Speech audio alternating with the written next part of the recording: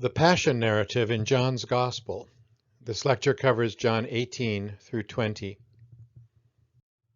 As far as our lecture goes, we want to cover these three areas: structure and literary characteristics, the use of the Old Testament in the Passion Narrative, and then some historical comments. There's a lot more that can be said, but this should orient the student for further research and study. Now, as to structure and literary characteristics, we can begin with some suggestions of scholars about the structure. Let me begin with the broad sweep from C.H. Dodd's History of the Fourth Gospel. He takes chapters 13 through 21 as the Book of Passion, he calls it. The farewell discourses take place with Jesus and his disciples in the upper room in chapters 13 to 17, and he organizes this in the following way. In chapter 13, 1 through 30, he suggests there is an opening dramatic scene, this foot washing of Jesus and his Jesus foot washing of his disciples. And then in 13:31 to 14:31, he characterizes this as a dialogue, as opposed to the next two chapters, which will be a discourse.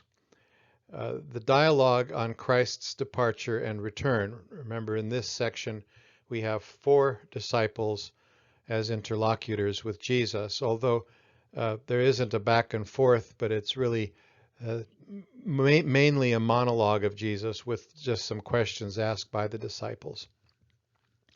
And then in 15 to 16, we have some repetition of what has just been presented. At the end of chapter 14, Jesus says, "Let's rise and go from here," and then they don't. And so it's often pointed out that we have two versions of the upper room discourse, but the way Dodd puts it is this is a dialogue and then a discourse on Christ and his church. And then we have chapter 17, Christ's prayer. So then we come to the next section, which is the Passion Narrative, chapters 18, 19, and 20.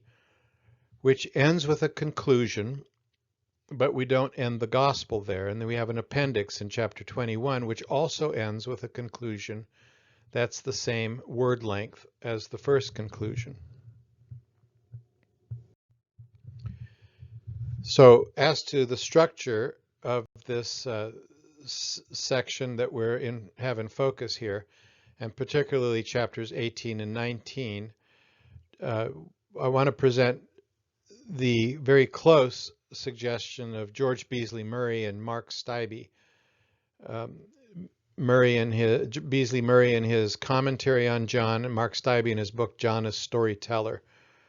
In the book John as Storyteller, Mark Stibbe compares three methods of inquiry into these chapters: a literary approach, which is his primary contribution and interest, but also a sociological approach, and then an historical approach.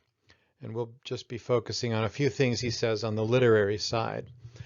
So as to structure for John 18 to 19, in the language of Stibbe, the Passion of Jesus is in three acts. Act 1, which is chapter 18, 1 through 27. And this has three sections with Jesus against Peter, there's a transition, and then Peter against Jesus. And then Act 2, beginning in verse 28 of chapter 18 through 19, verse 16a. And then Act 3 begins in 19:16b through the end, through 1942. So this is not taking chapter 20 into consideration. And Beasley Murray suggests that each of these three acts has 7 parts. In Act 1, we have the arrest of Jesus and his examination by the high priest. And the 7 parts are as follows. The first part is that Judas leads a detachment of soldiers and Jewish police. Then Jesus confronts the group. Then Peter attempts to defend Jesus. Then Jesus is led to the high priest Annas. Then Peter's first denial of Jesus, and then the interrogation of Jesus before Annas, and then Peter denies Jesus twice more. Now, Stibbe adds to this. He says there are some contrasts in this section. There's the contrast of the character of Jesus and his disciple Peter. And there's a contrast with place. We have Jesus inside being interrogated and Peter outside the house being interrogated. And then we have an issue of control where Jesus is in control of the whole situation, the way John tells the story, even though he's the one who's been arrested. And then we have Peter, who hasn't been arrested, but he's the victim of circumstances. So there's some irony there. And Stibbe goes on to suggest, from a literary perspective, maybe also there is something about light and warmth, whereas inside there's light and warmth, and outside there's darkness, and Peter is warming himself at the fire. Now, Stibbe says that John 18, 1-27 is an implicit commentary on an earlier section, John chapter 10, 1-21. Remember, in that section, we have the shepherd and his sheep. And Jesus talking about this with Ezekiel 34 in mind. There are narrative settings that parallel each other. The use of the language of walled enclosure, aule, during hours of darkness. There's Judas' approach to the garden that reminds one of the thief. And he's in fact called a thief in chapter 12, verse 6.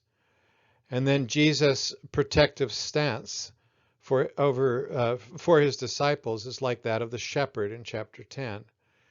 In John 18, verse 9, we read, "This was to fulfill the word that he had spoken, I did not lose a single one of those whom you gave me," says Jesus. Well, that's what the shepherd does as well in chapter 10. In chapter 10, 27-29, Jesus says, "My sheep hear my voice. I know them and they follow me. I give them eternal life and they will never perish. No one will snatch them out of my hand. What my Father has given me is greater than all else, and no one can snatch it out of the Father's hand." And so here now we have this same idea in John 18. Not a single one have I lost that you gave me, Jesus says. And then fifth, John 10 anticipates the shepherd laying down his life for the sheep. And this is a repeated point in the chapter.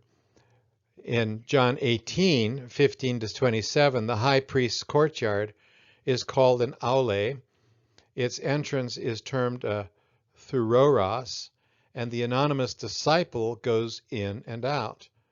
And so also this type of language in 10, 2-3 of going in and out. And Peter is not yet a shepherd like his master, willing to lay down his life for the sheep, but that honor will be given to him, says Stibbe, later on in John 21 in the appendix, verses 15-19, where Jesus tells Peter to feed his sheep.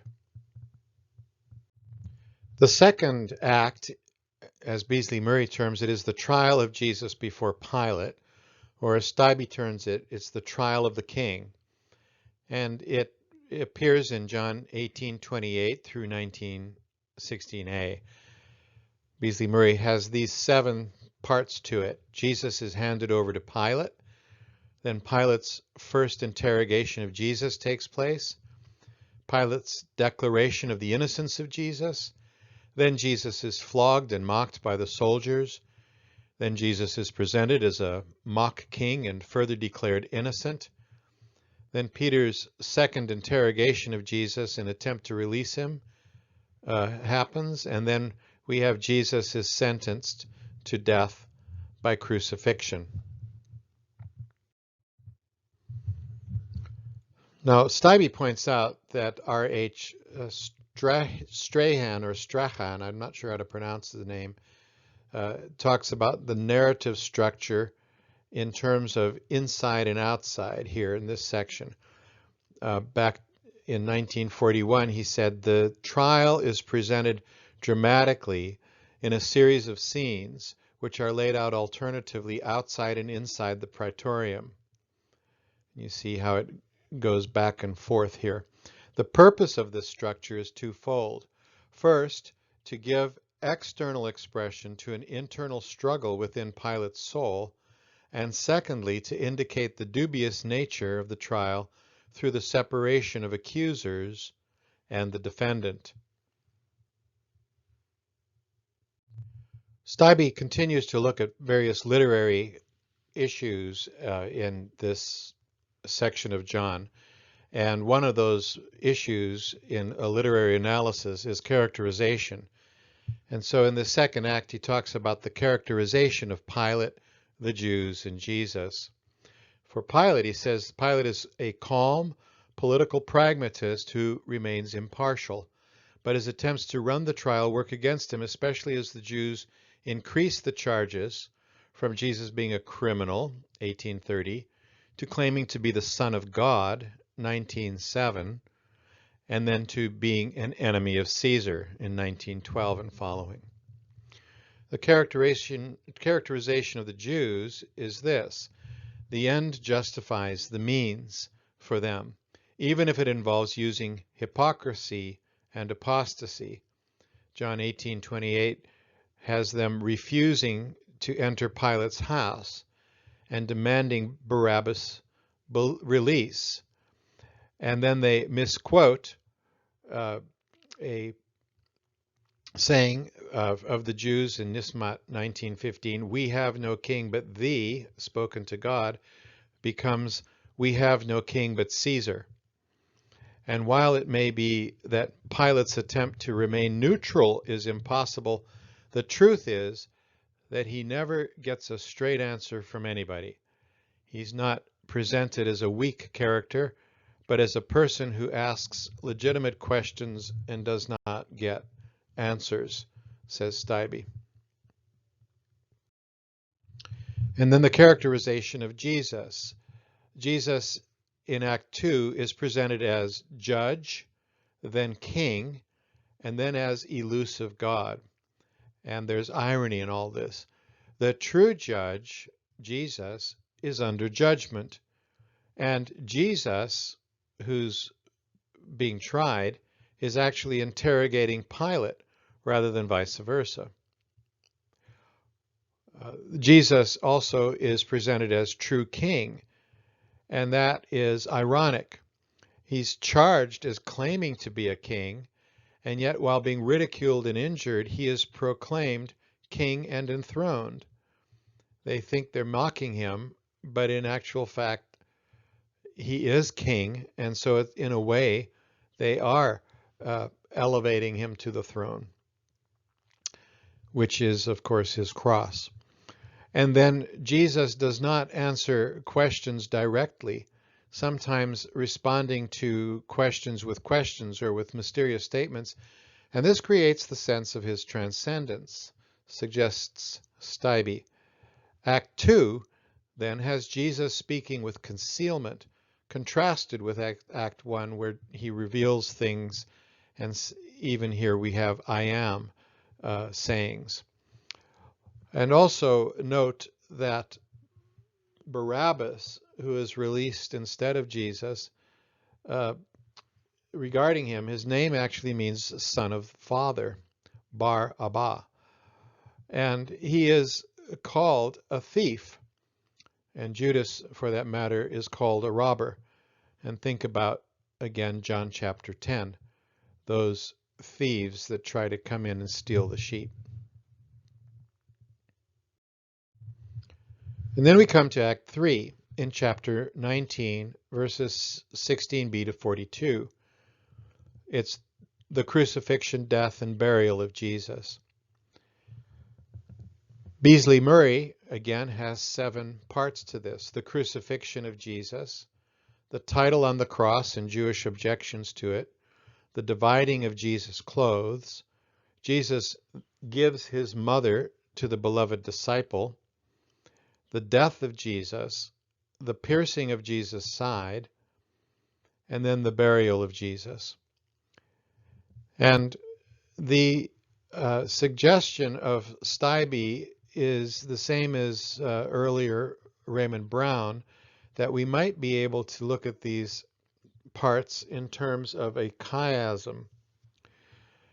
So the first part is the crucifixion, verses 16b to 18, which is paralleled then with the burial in verses 38 to 42.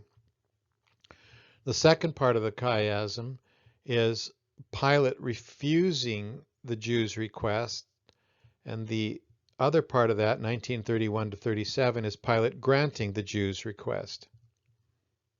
And then we have number C, or point C, letter C, we have 1923 to 24, where the soldiers divide Jesus' garments. And then in 1928 to 30, the soldiers offer Jesus wine. So the soldiers are there in both of those. And then we have the middle part of the chiasm, which is 1925 to 27, where Jesus and his mother and the beloved disciple are in focus, where Jesus says, "Behold your mother," to the beloved disciple. Now, Stibbe also points out that with Act 3, there are 4 parts with dramatic contrasts. We have the crucifixion and the titulus, the title put on the plaque above Jesus, in verses 17 to 22. Then we have the 4 enemies and the 4 friends in verses 23 through 27. Then we have the 2 words, "I thirst," and "it is finished," in verses 28 to 30. And then we have the hostile and the friendly petitions in verses 31 through 42. Now, at this point, it might be good to say that literary analysis is somewhat subjective. It's also a matter of art evaluation.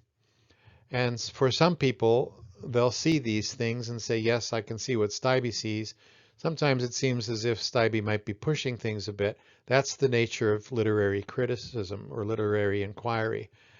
And just to be aware of that, but here's a suggestion about paying attention to who's present and what they're doing and what words are spoken and whether there are any kinds of parallels or repetitions and so forth. Now, Stibbe also says there's narrative structuring. The last scene of the 3rd act, so the very last scene, and the first scene of the 1st act take place in a garden, Gethsemane, and then the garden tomb. And then, secondly, there's narrative chronology to pay attention to. Jesus is crucified when the Paschal lambs are slaughtered in John's Gospel, John 19:14 and 34. And that reminds us of when John the Baptist said to his disciples of Jesus, "Behold, the Lamb who takes away the sins of the world."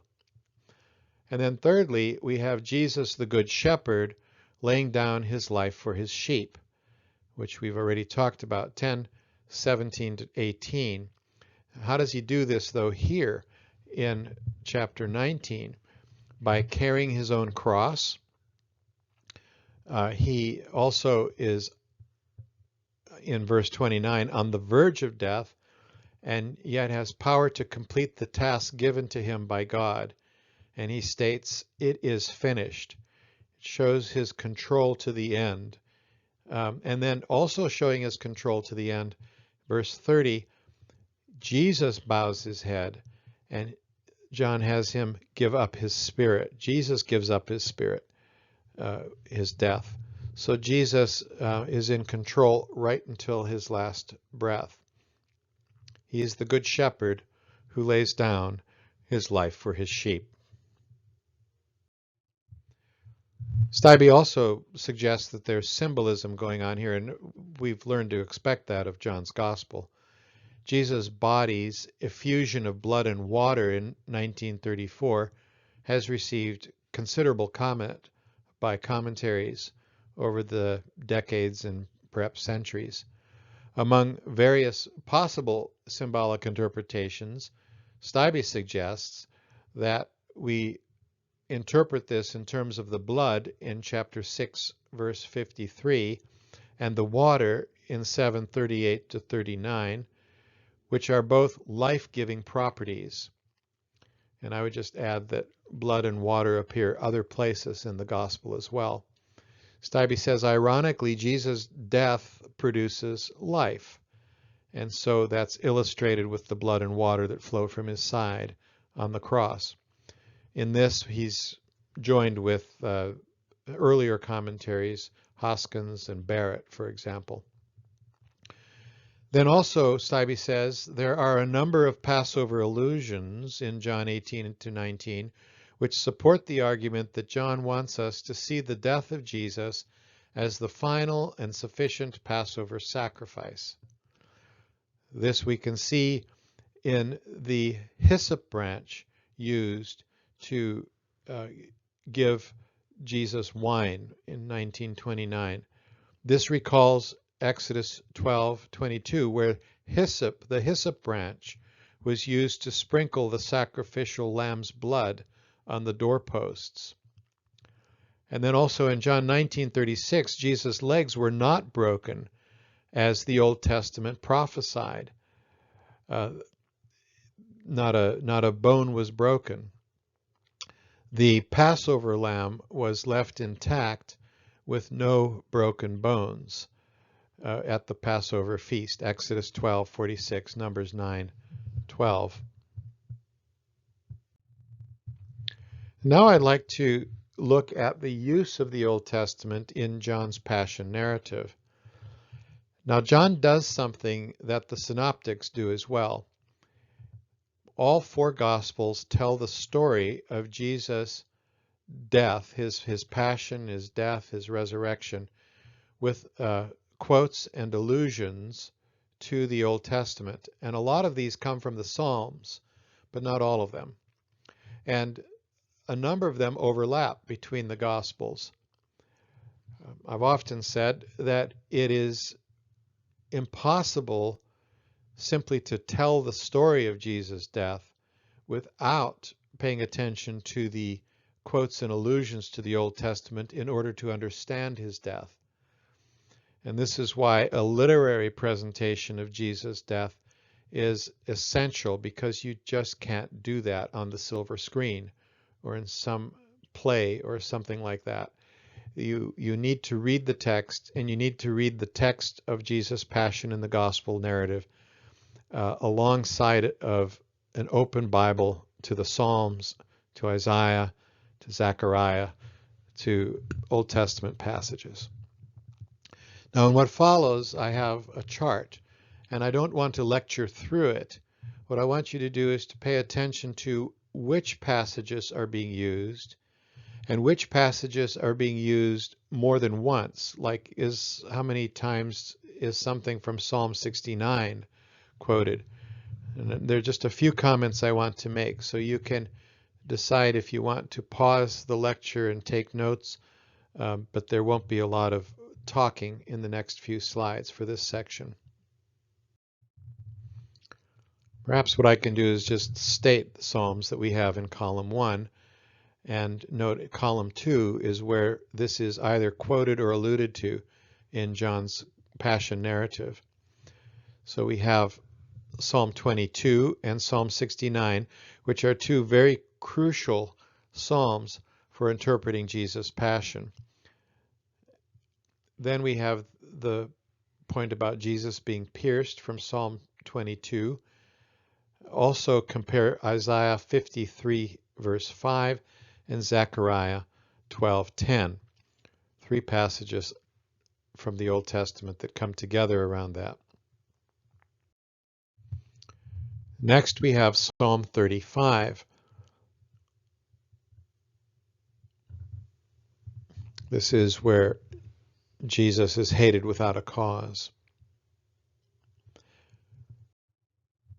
Then we have Exodus 12, already mentioned, the branch of hyssop and the vinegar, possibly in addition to Exodus 12, Proverbs 31. We have Psalm 41, who ate my bread has lifted the heel against me, of Judas. Psalm 42, 5 through 6 and verse 11. Jesus' troubled soul. Psalm 69, Psalm 22 again, Psalm 118. Here we have verses 25 through 27, which picks up the language of Jesus' triumphal entry. Psalm 34 and Jeremiah 31. And then we have again Psalm 69, verse 8, and then again Psalm 69, verse 9.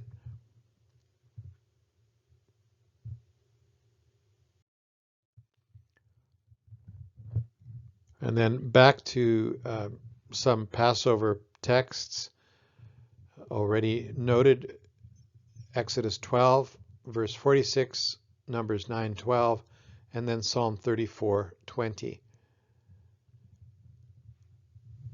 And then we have Numbers 21, paralleled with an apocryphal work, Wisdom 16, for John 3.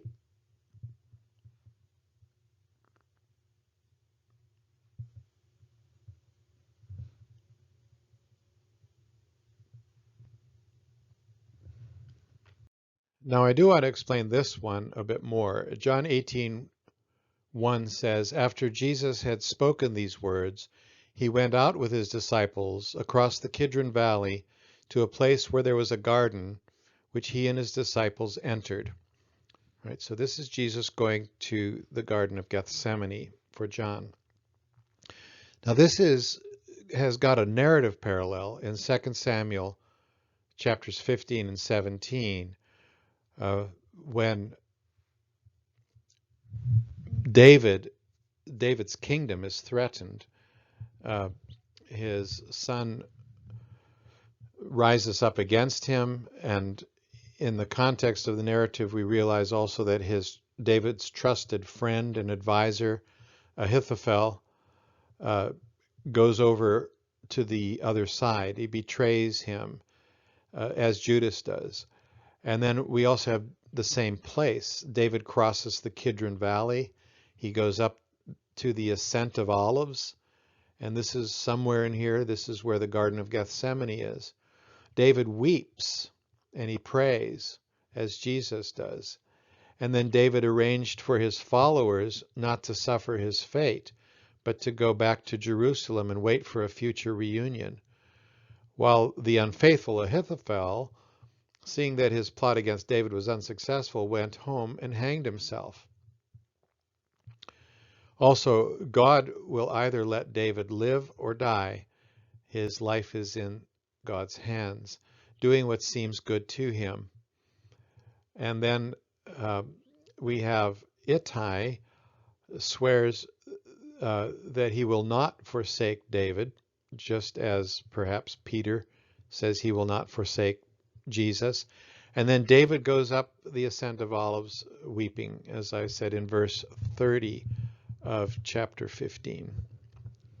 So there's a remarkable parallel between the kings, King David and King Jesus. We also have Jesus suffering now in the servant song, and beginning in Isaiah 52 and then through 53. Where some of the language is picked up in John 18:22 to 23 and 19 verse 1. Also in Isaiah 53, we have Jesus' silence.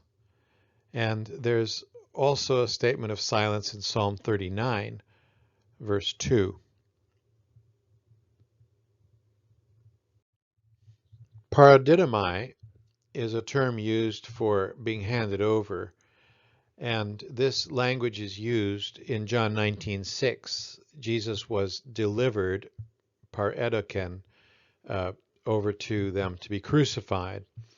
This language appears in the New Testament in various places, and it's picked up from the Old Testament, specifically Isaiah 53 verses 6 and 12, where the suffering servant is handed over. And then also we find this language being used in the Psalms, in Psalm 27:12, 118:18, 119:21, and 140 verse 9. And Raymond Brown points out in his work, The Death of the Messiah, regarding Mark, it's just interesting to make this extra comment, that Mark 9:31 has the Son of Man given over into the hands of men, and that imagery of the hands of, like the hands of sinners and so on, is found in several Psalms as well. Psalm 71:4, Psalm 97:10, and Psalm 140, verse 5. Isaiah 53 is such a key passage for the New Testament's interpretation of Jesus' death. Verses 10 and 12 are often important, and here verse 12 gets picked up in John 19:18. There they crucified him, and with him two others, one on either side, and Jesus between them. Isaiah 53:12 says, "Therefore I will allot him a portion with the great, and he shall divide the spoil with the strong, because he poured out himself to death, and was numbered with the transgressors. Yet he bore the sin of many, and made intercession for the transgressors." And then finally, in John 19, we have two more from Zechariah. Zechariah 6:11, and then Zechariah 12:10. And you might compare Psalm 21:21 here with the language of monogene, my one and only, language used in John's Gospel of Jesus. So that concludes this. It's a quick look through these passages, too quick to catch all the details, but the accompanying resource has also the other Gospels available, and hopefully that is a helpful study to go back to and consider. And my main point here is that the story is only told with the right interpretation if you pay attention to the Old Testament texts that are being fulfilled in the Passion story in the Gospels. Some are clear quotes and some are allusions, and you have to know your scriptures in order to catch those. And then the third part of this lecture is to look at some historical comments. There's much discussion about historicity in the commentaries. Is this event historical? Is the Sanhedrin, could the Sanhedrin meet at night? Could it meet at this time during a festival? Who has jurisdiction? Could the Jews put Jesus to death or not? Was that against the law or wasn't it? If it was against the law, then why was Stephen stoned in Acts 17? The commentaries talk about all of these issues, and a lot has been dealt with in the literature in John's Gospel on this issue, these issues of historicity. But I don't really want to talk about historicity at this point. I'll leave that to the others. What I want to talk about is more some historical comments, and just get these out in front of you. Instead of having a reference to Josephus, I actually want to read the passage to you in this part of the lecture and so on. So I'll bring out some points and not be exhaustive here, but hopefully this will whet your appetite for looking at the historical setting for the Passion narrative. Now, Jesus' ministry and death are recorded in Josephus' Antiquities of the Jews. Here's what he says. Now there was about this time Jesus, a wise man, if it be lawful to call him a man, for he was a doer of wonderful works, a teacher of such men as receive the truth with pleasure. He drew over to him both many of the Jews and many of the Gentiles. He was the Christ. And when Pilate, at the suggestion of the principal men among us, had condemned him to the cross, those that loved him at the first did not forsake him, for he appeared to them alive again the third day, because the divine prophets had foretold these and 10,000 other wonderful things concerning him, and the sect of Christians, so named from him, are not extinct at this day. Now, the question is sometimes raised, and I think legitimately, whether the copy of Josephus' work that we have has had some manipulation by Christian scribes at some point in the history of copying of manuscripts. And this does seem rather a remarkable depiction of Jesus. My supposition, and it's just that, is that what we have here is the fact that Josephus did know of Jesus and did say some things about him, but it's been embellished with certain things like appeared to them alive again on the third day. May well have been something that a Christian scribe added at some point to the text that was being copied and preserved. So that's one piece of evidence. We have other pieces of evidence of others who are not Christians being aware of Jesus, an historical person of Jesus. But this is where we find Josephus' comments. Josephus also has mention of John the Baptist. Now, Josephus, in another of his books, The Wars of the Jews, has an interesting passage because he talks about someone who is speaking prophetically and who is punished by the Jews and by the Romans around the temple. And this takes place in AD 62. Remember, the temple is destroyed in AD 70, and the war against the Romans begins in AD 66. So this is just before, just a few years before this takes place. And here's a quote then from Josephus. But what is still more terrible, there was one Jesus, the son of Ananus. This is not Jesus of the Gospels, but someone else named Jesus, a common man and a husbandman, who 4 years before the war began, and at a time when the city was in very great peace and prosperity, came to that feast, whereon it is our custom for everyone to make tabernacles to God in the temple. And he began to cry aloud, a voice from the east, a voice from the west, a voice from the four winds, a voice against Jerusalem and the holy house, a voice against the bridegroom and the bride, and a voice against the whole people. Josephus says this was his cry as he went about day and by night in all the lanes of the city. However, certain of the most eminent among the populace had great indignation at this dire cry of his, and they took up the man and gave him a great number of severe stripes.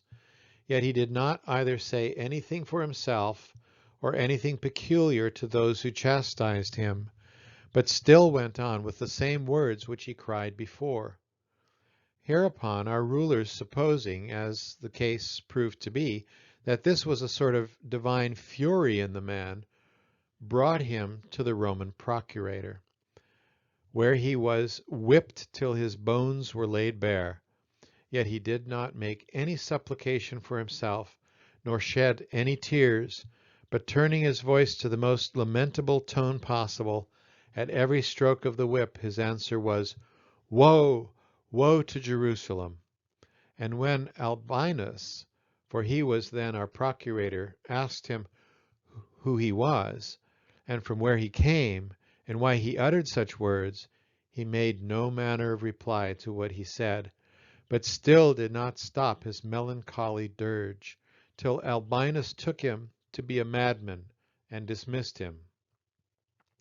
Now during all the time that passed before the war began, this man did not go near any one of the citizens, nor was he seen by them while he said so, but he every day uttered these lamentable words, as if it were his premeditated vow, "Woe, woe to Jerusalem!" Nor did he give ill words to any of those who beat him every day, nor good words to those who gave him food. But this was his reply to all men, and indeed no other than a melancholy presage of what was to come. This cry of his was the loudest at the festivals, and he continued this dirge for 7 years and 5 months, without growing hoarse or being tired therewith, until the very time that he saw his presage in earnest fulfilled in our siege, when it ceased. For as he was going around upon the wall, he cried out with the utmost voice, "Woe, woe to the city again, and to the people, and to the holy house!" And just as he added at the last, "Woe, woe to myself also," there came a stone out of one of the engines, and smote him, and killed him immediately. And as he was uttering the very last presages, he gave up the ghost. So he dies with a stone launched at him by the surrounding army of Rome against Jerusalem. What we just saw in the previous quote from Josephus was someone whose voice was heard at the festivals in Jerusalem, just as John has Jesus at the festivals in Jerusalem. And another passage from Josephus brings out the point that there was usually political tension at the Passover. Here's a passage from the Antiquities of the Jews. Josephus says the following: "Now while the Jewish affairs were under the administration of Cumanus, there happened a great tumult at the city of Jerusalem, and many of the Jews perished therein. But I shall first explain the occasion where it was derived. When that feast, which is called the Passover, was at hand, at which time our custom is to use unleavened bread, and a great multitude was gathered together from all parts to that feast, Cumanus was afraid lest some attempt of sedition should then be made by them. So he ordered that one regiment of the army should take their arms and stand in the temple cloisters to repress any attempts of sedition, if perchance any such should begin. And this was no more than what the former procurators of Judea did at such festivals. But on the 4th day of the feast, a certain soldier let down his breeches, and exposed his pretty members to the multitude, which put those who saw him into a furious rage, and made them cry out that this impious action was not done to reproach them, but God himself. Nay, some of them reproached Cumanus, and pretended that the soldier was set on by him, which when Cumanus heard, he was also himself not a little provoked at such reproaches laid upon him. Yet did he exhort them to stop such seditious attempts, and not to raise a tumult at the festival. But when he could not induce them to be quiet, for they still went on in their reproaches to him, he gave orders that the whole army should take their entire armor and come to Antonia That's the fortress at the temple, as we have already said, which overlooked the temple. But when the multitude saw the soldiers there, they were frightened by them and ran away hastily. But as the passages out were but narrow, and as they thought their enemies followed them, they were crowded together in their flight, and a great number were crushed to death in those narrow passages. Nor indeed was the number fewer than 20,000 that perished in this tumult. So instead of a festival, they had at last a mournful day of it, and they all forgot their prayers and sacrifices, and betook themselves to lamentation and weeping. So great an affliction did the impudent obscenity of a single soldier bring upon them. The historical setting also involves the Passover and the sacrifices of animals and the crucifixion. So a few words about that. Josephus says that Passover was the festival where there were more sacrifices than at any other festival. And he talks further about that in Wars of the Jews, Book 6. He says that the slaying of the sacrifices takes place between the 9th hour and the 11th hour, up to the 11th hour. And then he says that groups ate the Passover together, not less than 10 per sacrifice, and that sometimes as many as 20 people in a company ate together. And then he says that the number of sacrifices was found to be 256,500 at the Passover. 256,500. And that no more than 10 feasted together, he repeats, and then he says this amounts then to 2,700,200 persons that participated in the Passover. He says of them that these 2,700,200 persons were pure and holy. Now, who was crucified? Well, Martin Hengel has a little book that is a good read on crucifixion for the historical cultural context. He says that it's called crucifixion, and he says that the practice comes from among the Indians, the Assyrians, the Scythians, the Taurians, and the Celts, and later the Germani and the Britanni, but they might have picked up the practice from the Romans, who picked it up from these other Eastern groups. He also says that the Numidians, this is Africa, and then the Carthaginians in Africa practiced crucifixion, noting that the Greeks and the Romans picked up this barbaric practice, this practice from the barbarians. Crucifixion was a punishment for certain groups, and in the Roman law you find often distinctions made about the type of punishment to be meted out to people depending on whether they're citizens of Rome or not. And so here we see that crucifixion was not a punishment that would have been given to anybody.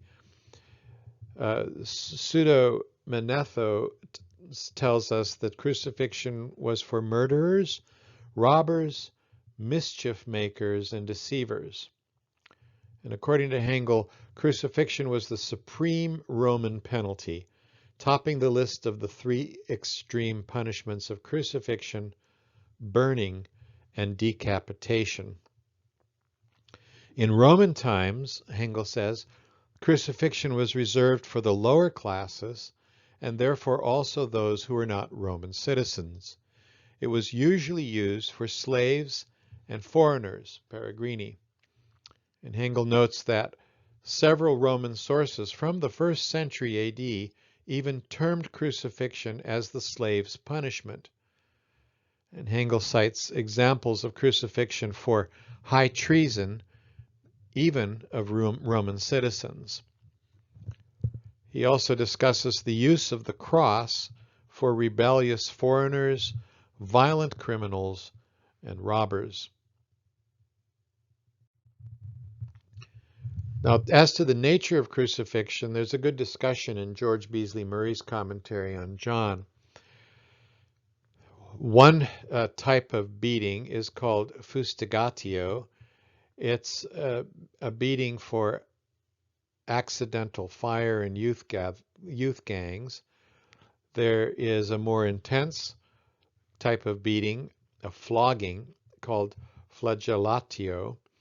And then there's verberatio, which is not just flogging, but scourging, pulling out the flesh from the whip with perhaps fish bones attached to the end of the whip. This is scourging. It always is associated with other punishments, such as crucifixion. So in applying verberatio, the criminal already begins to die before the crucifixion takes place, and then the death on the crucifixion is the further torture and bloodletting that takes place for the punishment. Now, Beasley Murray has a description of this scourging, this verberatio. He says, the delinquent was stripped, bound to a post or a pillar, or sometimes simply thrown on the ground and beaten by a number of torturers until the latter grew tired and the flesh of the delinquent hung in bleeding shreds. In the provinces, this was the task of soldiers, and we see that with Jesus, of course. He says 3 different kinds of implements were customary.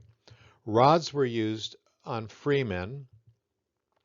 Military punishments were inflicted with sticks, but for slaves, scourges or whips were used, the leather thongs of these being often fitted with a spike or with several pieces of bone or lead joined to form a chain. He says that the scourging of Jesus was carried out with these last named instruments, and Josephus records that he himself had some of his opponents in Galilean Tarichae scourged until their entrails were visible. Earlier we had the example of Jesus Bar Hanan, and Beasley Murray also mentions him. He says the case of Jesus Bar Hanan, the prophet of woe, whom the procurator Albinus had scourged until his bones lay bare, also makes one realize what that little word in Mark 15:15, phragalosas, that scourge, means. And so then we have a description that would have applied to what happened to Jesus prior to his crucifixion at the hands of the soldiers. Now, Hengel says that in Roman times, not only was it the rule to nail the victim by both hands and feet, but that the flogging, which was a stereotyped part of the punishment, would make the blood flow in streams. Binding the victim then to the cross only with bonds remained the exception. And then he says, presumably Jesus was so weakened by the loss of blood that he was unable to carry the beam of the cross to that place of execution. This is also the best explanation of his relatively speedy death. He had been beaten so much, more than the others who died with him, so that he dies earlier. Josephus calls crucifixion the most wretched of deaths. Indeed, it was intended to be so. Pseudo-Manetho says that punished with limbs outstretched, they see the stake as their fate. They are fastened and nailed to it in the most bitter torment, evil food for birds and grim pickings for dogs. And that has to do with sometimes the bodies were just left on the cross for some time, and sometimes that was purposeful. There's the issue of the Passover coming and the request for taking the body down of Jesus. Jesus' body does not stay on the cross for the birds to pick at. And that's part of our story too. Seneca says in Dialogue 6, I see crosses there, not just of one kind, but made in many different ways. Some have their victims with head down to the ground, some impale their private parts, others stretch out their arms on the gibbet. The soldiers obviously saw this as a sport, and we see a lot of sport take place. They mock Jesus, they're gambling, and so this is typical from what Seneca describes as well. And so the victims could be put into different postures as well on the cross. And we have the story from the early church that Peter was crucified as well in the 60s, and he was crucified upside down. Seneca says in another of his dialogues, "Can anyone be found who would prefer wasting away in pain, dying limb by limb, or letting out his life drop by drop, rather than expiring once for all?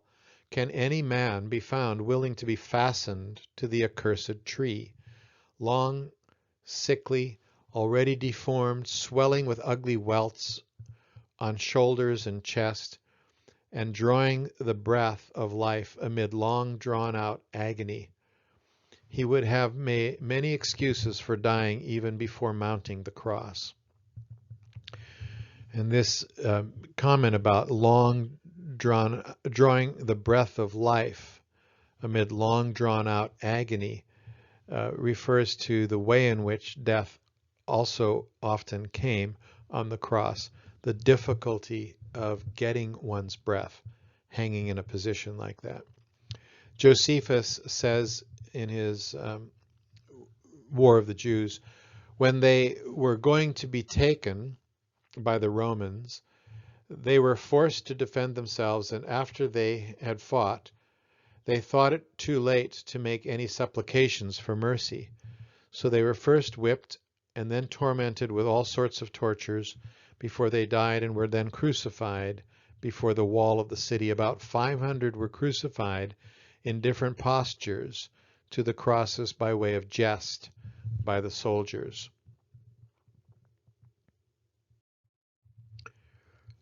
The nature of crucifixion involves, firstly, a public shaming. It takes place out in the open, in a public place, at a crossroads or at a theater, on high ground, at the scene of the crime. The person is naked, subjected to verbal abuse by those who pass by, and often the body was not buried but left for carrion, as we saw earlier, or left just to rot.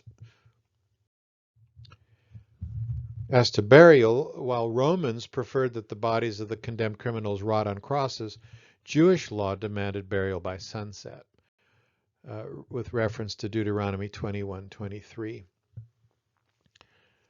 In Craig Keener's book on the historical Jesus, he points to Deuteronomy 21:22-23, which reads, "When someone is convicted of a crime punishable by death, and is executed, and you hang him on a tree, his corpse must not remain all night upon the tree. You shall bury him that same day, for anyone hung on a tree is under God's curse. You must not defile the land that the Lord your God is giving you for possession."